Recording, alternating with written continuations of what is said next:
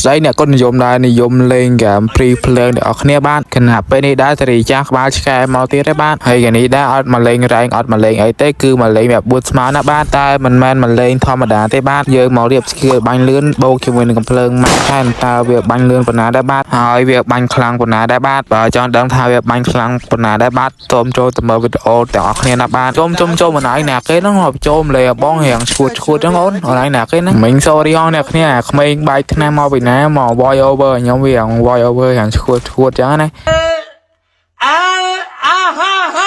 ហើយហ្គេមទី1អ្នកគ្នាតគេសិនទៅមិនតាន់បាញ់ព្រោះយើងអត់តាន់មានភ្លើងម៉ាក់ថែនហ្នឹងណាព្រោះអីចល័នយើងគឺមកលេងកំភ្លើងម៉ាក់ថែនជាមួយនឹង skill បាញ់លឿនអញ្ចឹងយើងក្រៅពីកំភ្លើងម៉ាក់ថែនគឺយើងអត់លេងតតែសោះហ្មងណាហើយនេះដែរចូលមកដល់ round 2ហើយចាំមើលក្នុងសອບយើងក៏មានកំភ្លើងម៉ាក់ថែនហ្នឹងដែរចាំមើលទិញបានកំភ្លើងម៉ាក់ថែនចាំមើលដល់បាញ់អល់ពេញម៉ាប់ទេទៅមកចង់ដឹងវាថាបាញ់លឿនឲ្យខ្លាំងប៉ុណ្ណាចូលទៅមើលកន្លែងនេះណាមកពីអ្នកមែនតើមកពីអ្នកមែនតើងាប់ម្ដង2យ៉ាងអីចឹងវាបាញ់លឿនក៏លឿនឈឺក៏ឈឺដែរគ្នាថាដាក់ skill ហ្នឹងជាមួយនឹងកំភ្លើងម៉ាក់ថែហ្នឹងថាអេមខ្លាំងមែនតើហ្មងឥឡូវខ្ជិល voice over ច្រើនទៅមើល game play ហ្មងហើយសូមចិត្តអ្នកគុណនិយមដែរនិយមលេង game Free Fire អស់កុំភ្លេចចុច like និងចុច follow ខ្ញុំអ្នកមួយផងណា